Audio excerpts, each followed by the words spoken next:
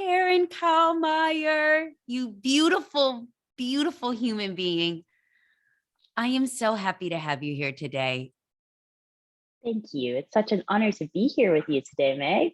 As we were talking earlier, and we both can relate to, you ever wake up and you're just like, man, I can't do this today. Like your eyes hurt, your body hurts. You feel like you were in war and you're like, oh, hell. And I had one of those mornings. And then I saw your beautiful name in my calendar and I was like, oh, yes, great energy. And it's amazing when you're around great energy, like what it does for your soul. So thank you for your Totally. great energy. Oh, well, thank you for your very sweet compliment. That's really lovely of you to say. And I will say the feeling is very mutual. It was also been quite a difficult day and also week. I mean, I had a 50-hour voyage to get back home over the weekend. So I'm still kind of acclimatizing. But when I saw your name today on my schedule, I was like, yeah, I got time for this. I got all the time in the world for that. You're the So, best. You're the best. What do you think it is about? Like, I know in my life, I don't know if it's age or when you become more focused on your energy, but I know for me at this point in my life, when I'm around people with good energy that lift me up and I just feel a connection to, I just want to surround myself with them. And I'm so much more aware mm, of it. Why do you mm. think that is? Yeah, no, to be honest with you, I again feel very similar to you. But I think it's also because of the inspiration. So when you Mm, are around people who have that good energy, who are putting out positive vibes, who are, like looking on the bright side of things, it's a mm, real inspiration to actually do the same for yourself. Whereas when you're around a person that's like a little bit more negative or like pessimistic or doesn't necessarily have that same outlook of, you can do it, it pulls your energy down quite a bit, and you have to fight a little bit harder to keep yourself inspired and to keep yourself at that high vibe, inspired level. So I think that mm, it really does have to do with, again, how much you're feeling and feeding off of the energy of others and being inspired by it, because we're all mm. inspired by each other. I mean, our energy is continually being transmitted between each other for the ability to, again, inspire, to create, to destroy. These are all things that just kind of work in synchronicity together. I love that. God, I love Mm, that. When I feel like my life really started to change when I got aware of what content I was feeding my mind, which impacted my soul, which impacted what I was looking for, the whole cycle. So as you're talking about just the synchronicities and what sort of energy you can connect, it just makes me flash to just mm. being aware of what you feed your mind and your soul. Yeah, 100%. And I think, obviously during the last 2 years, that's become Mm, glaringly clear, because if you are feeding yourself with fear and negativity and constant doom and gloom, that is generally the state that you find yourself in, kind of spiraling around. Whereas if you allow yourself to kind of rise above that and really take control of your own mental well-being by curating the things that you are consuming, and not just consuming through your mouth, but consuming through, mm. like you're saying, through your eyes, consuming in your surroundings, the places and people and environments that you're putting yourself around, then you really notice how things can be quite different. It's quite a shift based on what it is that you choose to take on and take in. Taryn, my girl, we're not even Mm. 5 minutes into this, and you've already given us a tweetable moment. Consuming is not just what you feed yourself. Uh-huh. Hashtag tweetable Yes. moment, girl. Tweet hashtag. So I want to share how we came into each other's lives because I feel like there are around every corner, you have the opportunity to connect and meet with someone who leaves an imprint in your life and you don't even expect it to happen. Mm. So we connected when I was doing consulting for a wellness company. And I came across your company online, Remote Team Wellness. And I was like, holy shit, this is some great stuff. So I was connected with Andrew, your partner. And for some reason, you had a conflict. You weren't able to get on. And we had a first virtual meeting. I laughed. We just had like such an authentic moment. We were all Millers on the line. Like I got off that call and I was like, these are amazing human beings. And I fell in love with you in that moment for just the authenticity of the people you surround yourself with and who you have on the team, and just the soulfulness to want to do good and be good. And I love you. Yeah. Fight the good fight, man. That's what I'm all about.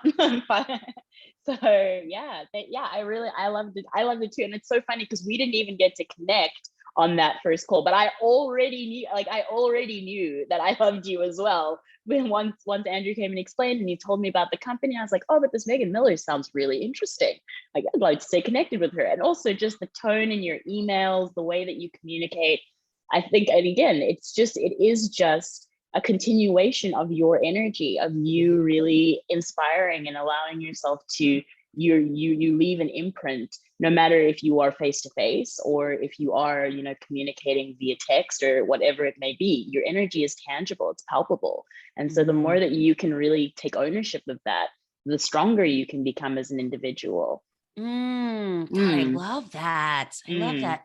So Tarin, before we talk about remote team wellness, because it's amazing, I want to talk about your 10-year history, decade of being a yoga, meditation, wellness coach. Like, did you always know that was your path? And if not, like, how did you come into this? How did you get here? It is a really good question. I'm glad we got the time for it. Yes, we do, my friend. Lay it on us. Okay. So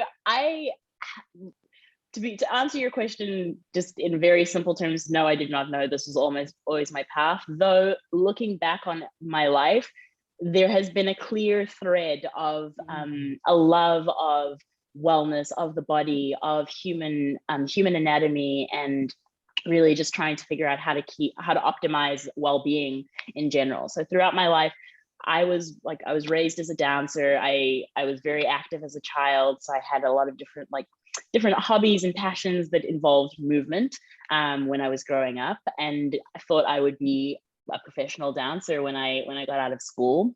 That was actually my whole world. My whole world was all about dance and movement, and I really had this dream of being a principal dancer.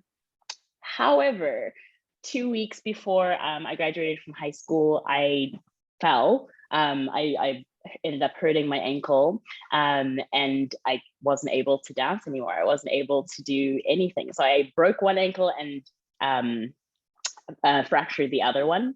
So I was in a moon boot for 6 months, and all of a sudden, all of the training and things that I was doing every day, that was such a part of my my day-to-day life. Like I was waking up, going to the gym, training, going to dance practice in the afternoon. And those were just my days.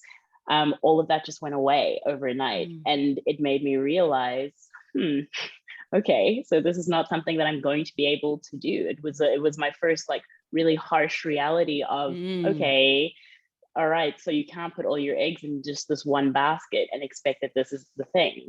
So when I was doing my physical rehabilitation, my doctor recommended either doing water aerobics or yoga. And obviously water aerobics, telling a hardcore 18-year-old dancer that water aerobics was going to be my new form of exercise was not quite what I wanted to hear at that time. So I was like, yoga it is.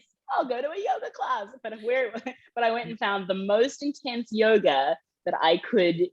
So I went into a Bikram yoga class with a huge moon boot on my foot, couldn't even really walk or balance on my own. Oh my God. And it really just humbled me to the point of taking away and stripping away my training and formative years of competitive body work. So as a dancer, I was very much about competing with myself and competing with others. Whereas this yoga practice all of a sudden brought me into the space of, hold on a second, there is no competition. It's just about progress. And every time I came to that space and every time I came to the mat and that practice, I realized that something was changing, and it was something within me that was changing. So that process and that evolution really helps to fuel me toward realizing that, hey, we are actually not, we're not conditioned to just follow one solid track. We actually can evolve, we can grow, and there can be different iterations of what we think are possible. So that was a really important experience for me to have very early on. Obviously, I've had many more setbacks since then, but it was a really good check-in point for me to realize, don't put all your eggs in one basket, and there are so many other options. So through that, I really started to fall in love with yoga. I started to fall in love with the idea of a practice, because I mean, I assume dance had been my practice. I'd gotten used to doing that every single day, but having a practice that was a little bit more compassionate and a little bit more about myself made me realize more things about myself, and started opening up more possibilities mentally, emotionally, physically, all of these other aspects that I had been ignoring, to be completely honest. So that took me to trying to find out how I can start to help other people with this. And so I moved to Australia, and I started studying something called osteopathy. And osteopathy is basically an amalgamation. It's like an amalgamation of chiropractic and physiotherapy, but osteopathy really believes in treating the actual root cause of any kind of musculoskeletal dysfunction, disease, anything that may sit deep in our bones from trauma, or from different types of emotional trauma, physical trauma, any kind of trauma.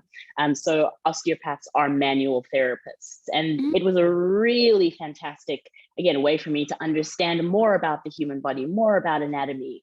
And in doing that training, I again started doing way more yoga, way more meditative practices, and realizing that the mind has so much power over our lives, and especially in the process of any kind of rehabilitation, any kind of wellness journey, where our minds are, the mindset is really the most important thing if you're going to be thinking about changing or growing or progressing in any kind of way. So that started opening me up to a whole lot of other study. Unfortunately, I didn't get to complete my course because my father got very sick and eventually passed away from cancer. So I kind of shifted that and transformed that into again helping more people through conferences, seminars, working with teams to do different team building events, and then eventually working with hotels and resorts to build out their guest wellness programs and guest wellness initiatives. That was a really amazing part of my life, and I thought that would be my next thing. I'm like, yes, I'm finally on this thing that I really love. Like, I love helping hotels with their guest wellness stuff. I really want to do a tour throughout South America. Let's make that the plan for 2020. A tour throughout South America, going to hotels and resorts. Pandemic. Again. Again, pivot. And by this point, again, there have been so many kind of checkpoints, roadblocks that have changed my path, or almost detoured my course. But because of that initial occurrence where I did hurt myself and I had to shift and find a new way, it's really gotten me into that adaptive and change mindset of, no matter what comes, I am still able to take what I've learned, take what I know, and change it and transform it into something else. Like you were talking about energy before, and one thing, I mean, it's one of the principles of energy is that it cannot be destroyed, it can only be transformed. So you have something happen to you that you may think of as the end of the world, you may think of as this terrible occurrence, this thing that's going to shut down everything you've been planning for. But it really is an opportunity to maybe transform or transmute it into something else, into a completely different path that you would never have been able to imagine before if you didn't just go on that journey. And nothing is really lost. I think that's the other thing that I've really learned from this particular journey, is that everything matters, even if it seemed to be like something so completely like ridiculous or frivolous, or it was just like just a small weekend workshop doing something that you just happen to have a little interest in. Maybe that's information that you'll be able to integrate and take with you into a completely different phase of your life. And I think that there's so much beauty in staying open to those changes and allowing yourself to realize that, again, life is constant change. The only thing that is certain is change. And really being open to that process and that journey. Oh God, I love that, Tarin. I've been hearing so much lately, and I almost feel like it's the universe talking to me and saying, Meg, brace yourself, because there are bumpy roads ahead. Oh yeah. And saying that, in the darkness of the moment, you do not see the message and the growth and how this sets you up for your path in life. And I bet as an 18-year-old Tarin, when you realize you weren't going to go back to that passion that was your life, that must have been such a deep, dark, despairing moment, because then who are you? Dancing is my identity. And if I don't have that, then who am I? Exactly. Yeah. And I love that you were able to I love just that story of how it's now putting you down to the path to the work that you were always meant to do, and is so soulful and fulfilling to you. Yeah, no, absolutely. It really has, and it really has been such an incredible journey because of the ability to separate an identity from the reality. So sometimes we do like heavily identify ourselves with labels or careers, or things that we've built, things that we've worked on or worked for, and that becomes who we are or who we see Yes. ourselves as. And then when those things will change or inevitably do go away, then we are left almost as this like shell of like, who am I? I'm just scrambling to find this missing piece. But you are always you are always you. That is the most important thing, is you have this innate ability to continually just define who you are. You don't have to be wrapped up in any kind of identity or any kind of position as an individual. You're a constantly transforming being. And I think that really that inspires me. That at least helps me get through the day when things are feeling like, oh, I don't really know if this suits me anymore, if this fits me anymore. And instead of being really harsh or hard on myself about how I'm not matching or meeting that identity, instead to just, again, give yourself some grace and be like, actually, maybe this is just a part of my changing self. Maybe this is just another iteration of who I am. So lean into that feeling instead of running from it. 100%, 100%, because no matter how far you run, wherever you go, there you are. God, Tarin, that's such a great point. I look back on my deepest, darkest moments, and I hated silence. I would run from it because I hated what that silence told me. Yep. So no wonder, like now I can look back and think, no wonder I was $20,000 in debt, because I thought the handbag would fulfill me, or the thing, right? Yep. I was binge drinking because I didn't want to feel. I was in a loveless relationship because I thought, well, he's an attorney. It looks good on paper. So, okay, who cares if he treats me like shit? This is loveless, but it looks good. Like, right. no wonder I was so scared of the silence, because I knew that I was not in the path. I was not going down the path I was supposed to lead. Right. And then your inner voice would have to would start speaking to you about that if you actually got still with that, right? Yes. Yeah, absolutely. No, I so resonate with that. And that's also why the practice of yoga was very difficult for me. The physical practice was great. I was all about the physical. When it came to, again, the sitting still, the meditation, that was so new to me too, because I was also very uncomfortable with that silent space of being actually led by my inner guidance. And we all have it, everyone has that, that still small voice. So whatever it is you want to call it, you know when something is in alignment for you, when something is right and when something is not right. So if you are avoiding spending time with yourself, then that disconnect is bound to happen. you know.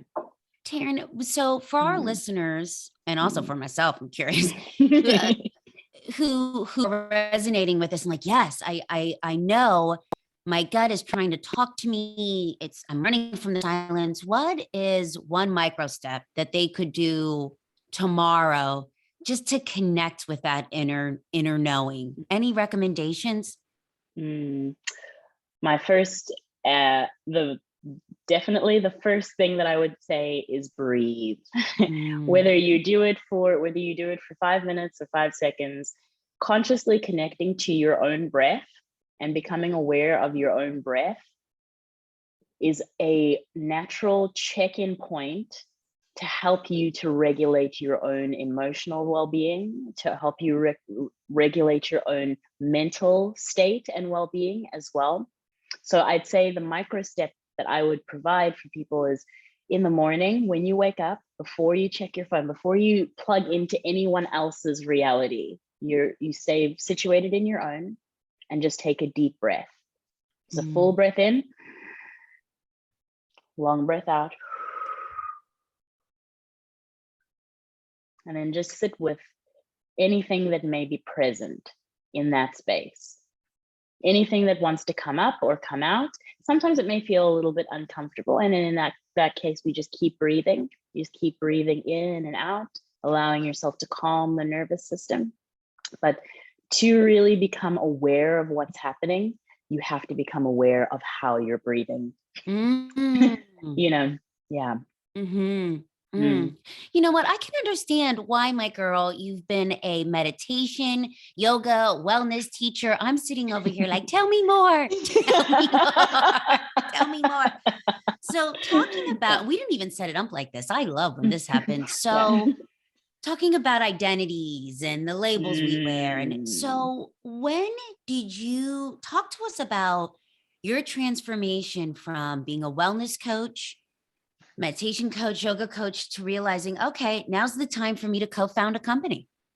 Like, that must have been scary as all hell. Like, talk to us about how you pushed through it. How did you know it was time? How did you listen to your gut? Like, tell us the story of how this came to be.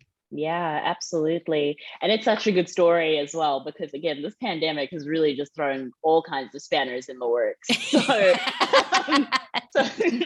Yeah. so as I was saying before, I was had this whole plan of being in South America, working with hotels and resorts, and then that got shut down. And all of a sudden I found myself in a place where I was really ready and available for traveling and exploring and moving. And what I was met with was sitting still, being silent, and figuring out the next step. And so in that space, so I think you mentioned my partner Andrew and I before. Yeah, so my partner Andrew and I were also separated in that space. So I was locked down in South Africa. I know a lot of countries went through very different lockdown procedures, but because I was in South Africa, the borders shut. We weren't allowed to go more than 3 kilometers away from our homes Oh my for more than an gosh. hour a day for 6 months. So like I was literally like locked into my home for 10 months, just having to figure things out and deal with me and do a lot of hard inner work and things that I hadn't necessarily wanted to do. I wanted to be traveling, I wanted to be moving, right? And so, but in that space, my partner and I were also separated. He was in the United States, I was in South Africa. It was really hard for us to find a way to reconnect. Oh gosh, yes. And so in an effort to keep our relationship, fresh with more than just I miss you too. Yeah. I love you too. Love you too. Keep the conversation flowing. We started talking about different ideas, and his business was also suffering. So I started offering him guided meditations just to help take his mind off of what he was experiencing, and to like help to calm him and give him a little bit more clarity for what he needed to do next.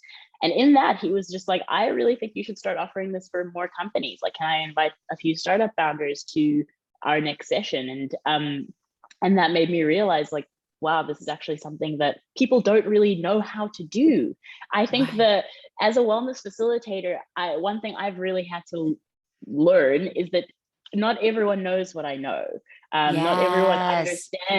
understands that, like, these things are very simple, like taking a deep breath.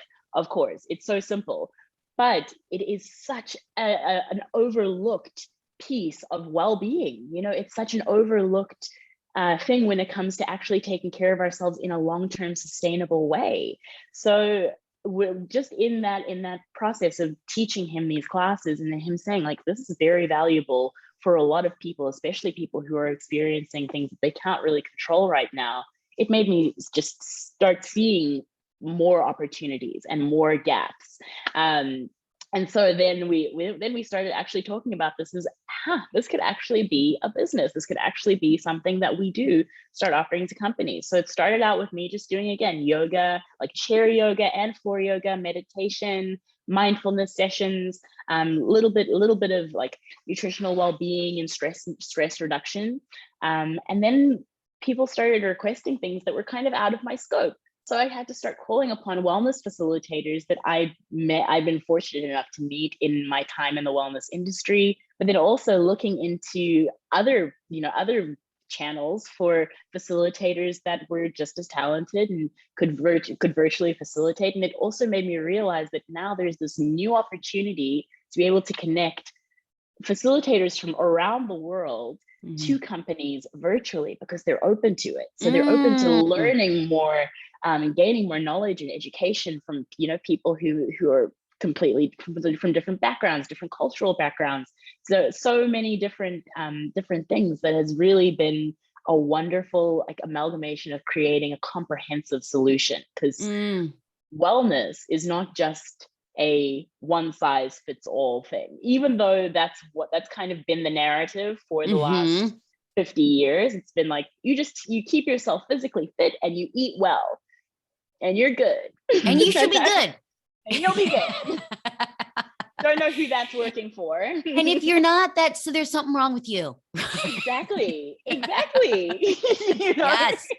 And I'm like, but I've eaten so many apples. Like, the doctor is away, but like, I still keeping the doctor away, but like still not doing well mentally, So really trying to change this story that's been created around wellness and well-being, especially in the corporate space, that there are so many more resources and tools that are needed, and organizations really need to make this a priority. This needs to be a C-level conversation in every single company, because it's not just something like, oh yeah, we have free snacks in the office, and there's a beer cart good. coming around. Well, exactly. Wellness. You should be happy.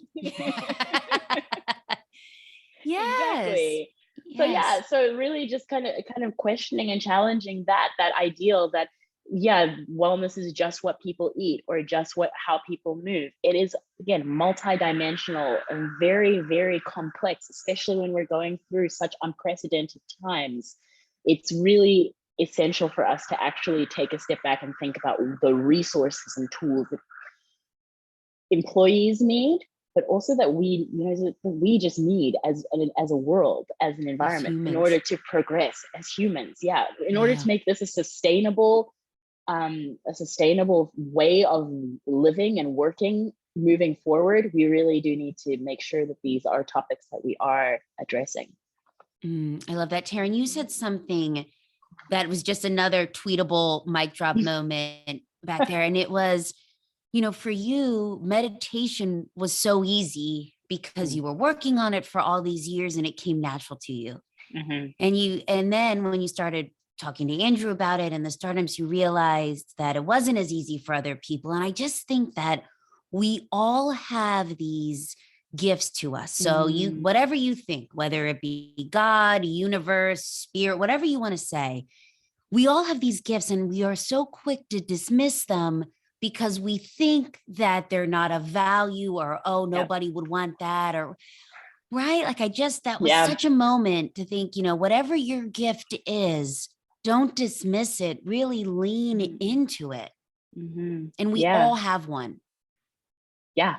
Absolutely. I remember when I first started my yoga teacher training, my my father was just like, "Oh wait, so you're just gonna stretch people?" and I was and I was like, yes, in fact, I am. I'm gonna stretch people mentally, physically, emotionally. That is going to be what I do, because it is such, again, it doesn't have to just be the basic thing that you think. Like even something as simple as, I also was like, I can't make a living out of being a breathwork Mm, facilitator. No one's going to pay me to teach them how to breathe. I mean, here I sit. here you are. That's mostly what I teach today. Just teaching people simple breathing techniques, and really, like, to just add to your point a little bit more. It is so important to value your gift, Mm, because there is just nothing, and there's no one that's going to advocate for it as much as you will. So realizing that it's a gift and understanding that you are the person that can maybe bring it to people in a way that hasn't been brought before. There's a reason that you feel passionate for the things that you feel passionate for. And so just allowing yourself to really give yourself the permission to explore that, I think, is a I huge love step. that. Mhm. Give yourself, well, Taryn, I think we just wrote all of our listeners a permission slip. You did. Yes, Here's your 100%. permission slip. Lean into your gift. Signed it off. You're the best. I want to ask you to, if you could, so talking about your past story and really understanding the full circle moment of it, right, to bring you to where you are today. If you could talk to 18-year-old Taryn, what would you tell her? Ooh, keep going. Mm, Just keep going. Just keep going, because there were so many times, and that has really been my mantra throughout my life. There have just been so many times where, again, like, it's disappointing sometimes to not get where you think you're going to be, or to not get that goal that you wanted. Like, I worked so hard to become the dancer that I was at that point, in order to go to the auditions that I was going to. And I think that, like, all of that hard work seemed to be, again, wasted. mm, um and so I didn't want to do anything else. I was just like, I've already done the work. I worked so hard. But like, the fact that I just kept going, and I kept trying different things, and I was like, okay, fine, I can't dance, but I do need to move, otherwise I'm going to go crazy. yes. That was literally the fuel that I needed. I just had to keep putting one foot in front of the other. And that's really the advice I would give to anyone that's in a dark place, in a heavy place, in any kind of situation that feels hopeless. Just keep going, keep putting one foot in front of the other. If Mm, it's not a huge step, that's okay. It can be a tiny little micro step. It can be a tiny little, maybe even just like putting on a shirt, or putting on some pants for the day, or whatever it may be. Just keep going. Do something. Don't give up, because you have mm, no idea what will happen if you just continue to question and continue to go. mm. I love that. Mm. That takes me back to, you had brought this up before we started recording, and I love it. I wrote it down. The show must go on. The show must go on. Yes, that is the best. Literally, that's the best thing I could have ever have taken from being a performer, from being a dancer. And to be honest with you, I performed. I performed 2 years ago. I started performing for more corporate gigs, and doing more stuff in my late 20s, which I thought I would never do. But that's Yes. because I just kept going. But the show, to come back to the show must go on. It's an excellent piece of advice that every single dancer, every single performer receives. And it's a really good thing to actually implement into your life as well. Because if you are in the middle of a show, you're on stage, you got all your diamantes and your glistening things, and you're doing all the beautiful things, and then all of a sudden, oh no, your prop is broken, or oh no, the light is not where it's supposed to be, oh no, the music is cut out. What the audience sees is you. So if Mm, you then start flustering and floundering and looking like something has gone wrong, then something has gone wrong, and it just looks like a terrible accident. Whereas if you just keep going regardless of what is actually happening, then it almost seems like, wow, that's really admirable. Or sometimes the audience doesn't even notice that you Notice. messed up. They don't even notice because it's all in your own mind. And I know that was a huge thing for me as a dancer. Like I was so set on like the precision of the music and the precision of my movement, the precision of this and this and this and this. And no one's looking at that. They were just like, oh, that was lovely. That song was beautiful, lovely. And that's all that people really see. So if you can apply it then in a larger context to your life, no one's going to remember the little things. No one's going to remember the small mistakes that you fixate on as being like the be all end all of every situation.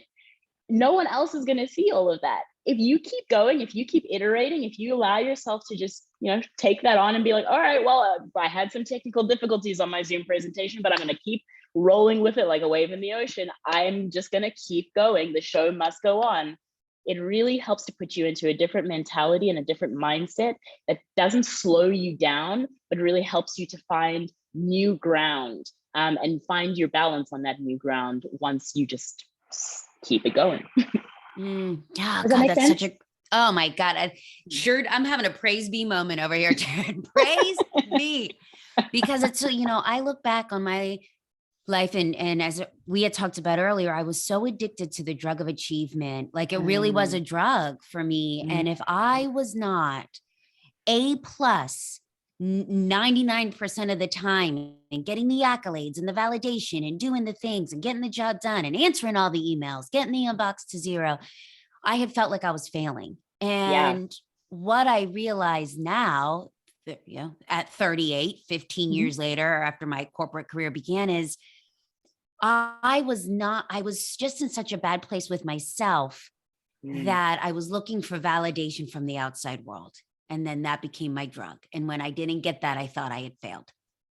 Right. So to your point, yeah. Sorry to interrupt you. Oh no, go ahead. Go ahead. No, I didn't have anything to say. I was just agreeing with you so vehemently. Tarin, I want to ask you, so you wear so many hats, right? You're CEO, partner, friends, family, doing all the things, helping everyone else with their wellness. How do you infuse intention into your life so you don't lose yourself while you're helping everyone else find themselves? It's such a good question, and also like it's a lifelong journey. Let me just say so. So first of all, I'm not perfect at it. I'm definitely not perfect at it, but I have become so much more aware of firstly my own needs, and that has been the number one thing of how I can sort out how much I can give to other people. So if I know what I need, if I know what my emotional capacity is, then I am at a greater advantage to be able to either give or to say no. And so obviously I spend a lot of my time in trainings with teams and doing different trainings, especially in these days, talking about burnout, talking about stress, talking about all of these things. And the thing that keeps coming up around all of those things is that burnout is really a boundary problem. Burnout is really a problem when you just feel like you cannot say no. And I honestly feel like I got to that point at a few different points in my life. I just wouldn't say no to anything, and then I would feel completely overwhelmed with everything. So to be honest, it's really been about, for me, taking a step back and realizing that I don't have to say yes to everything. And really coming into a clearer alignment of the things that I'm trying to cultivate, what my priorities are. That helps me to align with, again, what I say yes to, who I say yes to, the things that I give my time to, but then also really just kind of separating and giving myself some time every single day, whether that is, and at first I was very prescriptive about this, as you do, I thought it had to be like an hour every morning, and I'm like, it has to be like 2 hours in the evening, and it's just not realistic, especially when once you have a partner, once you have like responsibilities in life outside of yourself, it's just not realistic to be doing those things on such a consistent basis. But for me, even if I just have 5 minutes to just take a few breaths for myself, that's what I need. I need time to check in with myself every day. So just like I was saying before, like that little micro step, even if I only get 5 seconds in the day to just helps me to fill my cup. And as long as I'm keeping myself full, keeping my cup full, I have abundance to give to other people. I will always have extra energy. I always have extra to be able to give out. Whereas if I'm saying yes, yes, yes, yes, yes, yes, yes, yes, yes, and just depleting from my own reserves and just giving, giving, giving, giving, it's not effective for me or anyone else. Because I mean, I'm of no good to anyone when I'm burnt out. I'm of no good to myself or others if I'm not feeling well in my own, in my own capacity. So it's just been a journey of like realizing and understanding where those boundary points are, and understanding like, actually, that doesn't really feel like something that I need to say yes to. So I don't being feel, and I aware don't to feel it. guilt. Yeah, I don't feel guilty about saying no anymore. That's also a huge thing, like taking the shame and guilt away from saying no, as if it's something that's bad. You're not saying no because like sometimes you're saying no because you don't want to, and that's fine. That's completely fine. No is a complete sentence. No is a complete sentence. That if I impart anything onto your listeners today, it is that you really can just say no and be okay with it. You don't have to feel anything. You don't have to take anything on from it. You can say no and know that you've given something back to yourself by doing so. Tarin, I love that. For the longest time, if I had to say no to something, I felt like I would then need to follow it up with I can't because, and like go into a whole big diatribe and work myself into a tizzy of, well, what am I going to say? Well, no can just be no. Exactly. And I also love how you said, I want to go back to when you said, listen, my connection to myself, if it's only 5 minutes, then that's fine. I think, you in this world of social where we see things on Instagram and online about you need to take an hour to meditate outside and like, drink your own kale smoothie. And so many of us feel like if we're not doing that, then we've failed. You're like, oh my God, I didn't have an hour today to journal right or do my workout. I failed. Like for me, and isn't it crazy the shit you make up in your head? Like for me, if I wasn't working out for 45 minutes, I don't, where does 45 minutes come from? It's like an odd number. If I wasn't working out for 45 minutes, then I failed. Like my workouts always had to be 45 minutes. Like, who told me that? Who told you that? I did. It's interesting how we set ourselves for the certain expectation that we created. And then when we don't hit it, we think we failed. Yeah. Whereas you have just given us a gift to say, listen, guys, if it's 5 minutes of just even in your car, pulling over and giving yourself the breath work, that's a win. 100%. And I mean, even like with how we set goals and how we set ourselves up for these things, because that is quite a hectic goal. Like I have to work out for 45 minutes. Otherwise, what happens? So I think like being very intentional about how you're setting goals is also really wise. So when I'm setting goals, I usually start with my intention. So my intention is to move my body every day. My intention is to get it to drink water. And then goals, I'll put like small numbers and stuff too. But as long as my intention is being met, I'm really I actually find it to be an easier process rather than being like, if I don't get this done for 45 minutes today, then I am a failure. Like if I move my body, if I just like put on my favorite song and dance around my kitchen singing like a fool into a wooden spoon for 5 minutes, I've moved my body today. Intention set, check. So I love that. Being a little bit kinder to ourselves and like reframing these really harsh expectations of like, do this for this amount of time, otherwise you fail. Yeah. I love that. I have never heard that before with goals. And that's such a takeaway for me. Start with your intention. What do you want? What are you looking for? Exactly. God, I love that. Exactly. Yeah. I want to eat to nourish my body. that has like, in saying that, that is my intention. I want to eat to nourish my body. So that means when it comes to me picking out what I'm going to put into my body, I'm probably not gonna, you know, load up with a bunch of crap and like sugars and the chips and the cookies and the, exactly. Like I'm probably not gonna go with that because my intention, that doesn't align with my intention. And that also, but again, like intentionality is pretty much everything. And if you can again find an intention that keeps you aligned with the lifestyle that you want, but also keeps you free in that lifestyle, it's so much lighter. It's so much lighter than like a hardcore goal or a hardcore, I don't know. I've been seeing a lot on social media about this like 75 hard program, and everyone's like, have to do it hard. I'm like, I understand the discipline. I really do get it. Nothing against that program. I really love that he's really like getting people into the mindset of consistency, because that's a whole other thing. Like consistent habits and consistent behaviors, very, very important for structure. Once you have that basic self-disciplined structure, you then have the ability to kind of, again, make sure that you are aligning with things that suit the lifestyle that you're after, rather than, because you're not going to be able to do 75 hard for the rest of your life. You know, it's just not possible, which is why with a lot of those kinds of regimes and routines, people end up seeing themselves bounce right back to where they were before, because there's no real, you know, like there's maybe a little bit of a habit change, but honestly, like the behavioral change doesn't necessarily align with that, because it's not a full holistic way of actually incorporating it into your life. You know, Tarin, you just gave us another beautiful nugget. We could do like a whole thing of Tarin tweetable moments.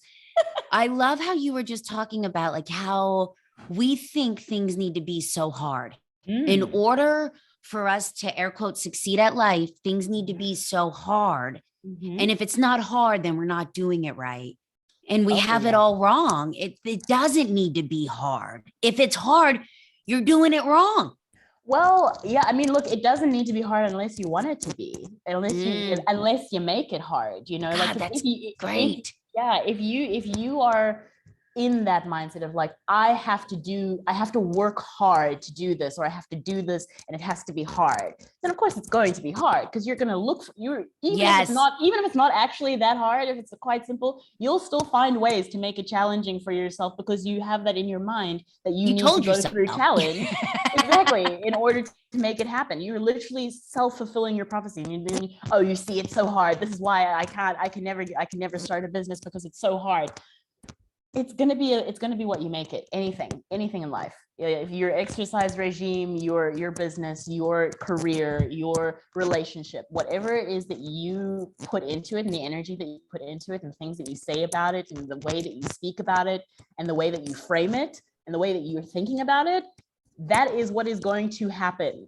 Cannot say that loud enough, like louder for the people in the back. If you are constantly thinking about something that's something that you feel is going to be a certain way, and then it is that certain way, that is called a self-fulfilling prophecy.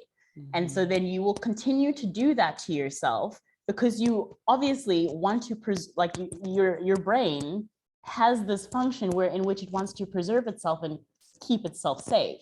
So it's going to do things and look for things that will confirm that is exactly what's going to happen. So this is going to be a really hard drive. What are you going to be looking for? Things to make the drive hard. This is going to be a really wonderful day. It's going to be a really beautiful, beautiful experience. What are you looking for? Things that are beautiful, things that are wonderful. Whatever it is that you fix your mind on, whatever it is that you think about and think about situations, frame situations as, that's what will happen. And that was what will continue to happen until you choose another way. I love that. I always think of it like, when you're shopping for a car and then you see that car everywhere, right? Or the shirt, and then you see it everywhere. It's like you, to your point, what you tell your brain to look for, it will find. That is actually literally a part of your brain called the reticular activating system. So it literally is looking for confirmation of that which you have decided. The reticular activating system. So that is what will help you to see the car all over the place. That is what will help you to see the, you know, that shiny new pair of shoes that you want. And that is also what will help you to see the difficulty that you have chosen to attach to a situation in the situation. Make sense? It does. And I am so bummed. I can't believe we're almost that time. I want to ask you this question because this is so good. And it's been coming up quite a bit lately for me. And I would love to hear your feedback on this. Do you feel, or actually, you know what? Let me ask what you feel. Do you feel like to be an entrepreneur, to continue this movement that you're so passionate about, to travel, to do all of these things that you want to do for your life, do you feel like you have to sacrifice motherhood to do those things? Interesting question. Very interesting question. I don't feel like I have to sacrifice anything, to be honest. I don't really feel like I have to sacrifice anything that I want in order to get the things that I want. Does that make sense? It sure does. So to be honest with you, motherhood is not something that I particularly want in my life, right? I'm never saying never to anything, but for me, it's just not a priority. And so but if it were, then I would definitely make sure that everything I was doing aligned with that. And I don't really think I would change anything in my lifestyle as it is right now in order to have to accommodate that. Honestly, this would probably be the perfect setup to be a mother, because I'm working from home and I'm working remotely, and I am able to be, to be in this space and in this environment where I'd be able to stay at home if I had a child. However, that's not necessarily, again, my goal or my priority. And I don't feel as though people who do have that goal and priority should have to sacrifice anything in that vein either. How do you feel about that, Meg? Oh my God. I got to tell you, I could probably start crying here in about 2 minutes. It has been such just an emotional journey for me. 38, right? Just recently married, my husband's 17 years older than me. And it's like, just feel like society is breathing down my throat.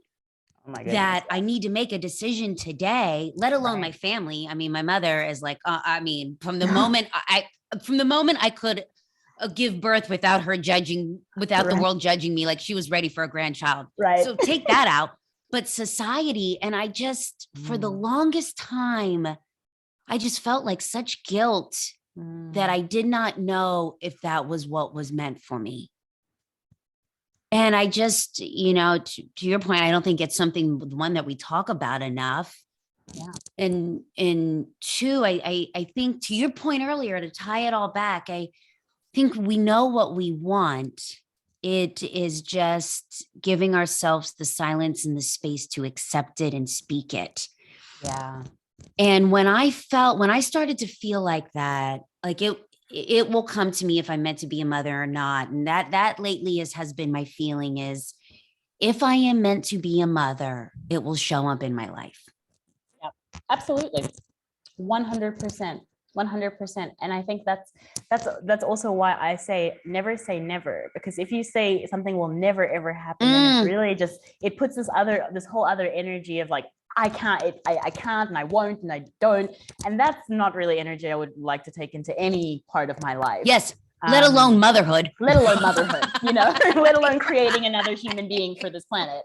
I would never say never, but like so firstly, it is not happening. I'm not like facilitating that to happen in my life at the moment. And I just don't really see that as a part of my journey or my story right now. So I really love how you put that. Like, if that is something that's meant to be, then maybe it'll be, but you just open yourself up as it happens, rather than it being this thing that I think people feel such a need to impose their own feelings, desires, and also maybe their own inability to sit with their own, stuff of like, maybe I didn't want a child, or maybe I wasn't ready, or I wasn't, whatever it may be. I've had conversations before where I'm like, are we really talking about me wanting kids, or is this about Or you is this not about wanting you? your children? Yes. So yeah, so I really also just then coming also into a space of knowing yourself, and that comes back to, again, checking in with yourself and making sure that you are really rock solid with the things that you're desiring and the things that are your passions, the things that are your, your unique gifts, because no one else is going to really know the full expression of that. No one else is going to really understand or resonate with that on the same level as you, because it's your dream, it's your life, it's your desire. So if your dream and your desire is to have a baby, that's amazing, but you can't push that onto someone else. Right. And if it's not, there's nothing wrong with you. Exactly. Yeah, it doesn't, I think as humans, we tend to, we tend to flee to these polar sides, and throw rocks from the margins. Yes. Whereas like we really can just agree to disagree. Like, just because I'm living my life in a certain way that doesn't necessarily reflect the same as another person's choice or path does not mean that my life is also not noble and valid in its own way. My choices aren't also valid and noble in their own way, So I think that's also just a societal thing that we're all kind of shaking off and breaking down at the moment. And the more that we can really make other people conscious of that, like if you do have a person who comes to you and says, like, when are you about to have a child? You manage that conversation, obviously gently, but by saying, like, why do you feel the need to ask me that question? Yes. Because like, this is actually that's not really something that I'm thinking about right now. Or that's not really something that's a priority for me right now. Do you want to have a child? Is that something that, like, what are your feelings? And I honestly think the more we can open up conversations about these things that can be so divisive and so polarizing, the better it is, because the conversation is how we can move forward. Instead of getting angry and like aggressive and abrasive and like, you're anti this or anti that, or like whatever it may be, allowing ourselves to just pull back and be like, maybe you have a different opinion. Maybe I have a different opinion. That's Yeah. I love that. I know for so long I felt, when I would get asked the baby question, I felt such guilt and such shame because I did not immediately feel like, yes, and I just thought, God, is something wrong with me? But to your point, just to normalize the conversations and say, hey, you're not wrong because you feel different. It's okay. And we don't need to have the lives that our mothers did. I think, right. I think we so quickly feel that we need this martyrdom, right? That we need to sacrifice so much because our mothers did. And it's how we were raised. And if we're not, then we're not exceeding or doing our hashtag air quote female, getting my things mixed up, or doing our, female duties, because right. I know what you mean, but I think that is such an archaic societal, outdated belief that really just needs to be kicked out, because it's just it doesn't make any sense. Like, what do you mean? What do you mean? Just because I can reproduce, I have to? I don't have to do anything. You don't have to do anything you don't want to do. And you know what? It would probably be worse if you did something you didn't want to do and then you just have a child that you have to then take care of and nurture and love and grow as a human being. I would want to be all in that process. And that's always been my point. Until I can be in that space where I would be like, yes, I am all in with being a parent, I'm not going to be a parent. It just doesn't work. And I know that people are in completely different situations. Some people don't necessarily have choices like that. But for me, I do have a choice, and my choice is to continue to, again, fulfill the desires that I have, the priorities that I have. And I love that, Tarin. You have been so vulnerable with us today, telling us, your journey, your truths, your struggles. And it's my hope that it has given some of our community members the opportunity and courage to unlock their truth. You are such a beautiful human. Before I let you go, I want to ask you this. where can we find out more about you, Remote Team Wellness? We want to connect with you. Where can we find you, my girl? Yay! Okay, so if you would like to connect with me, you can find me on all of the social medias. I am Tarin Calmeyer. I know it's not the easiest name to spell. Tarin Calmeyer.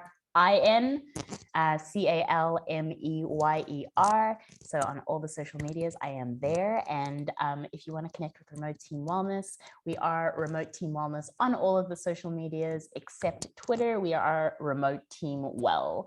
And if you want to get in touch just for a consultation or to find out a little bit more about how we can do a team service for you, you can email us at hello@remoteteamwellness.com.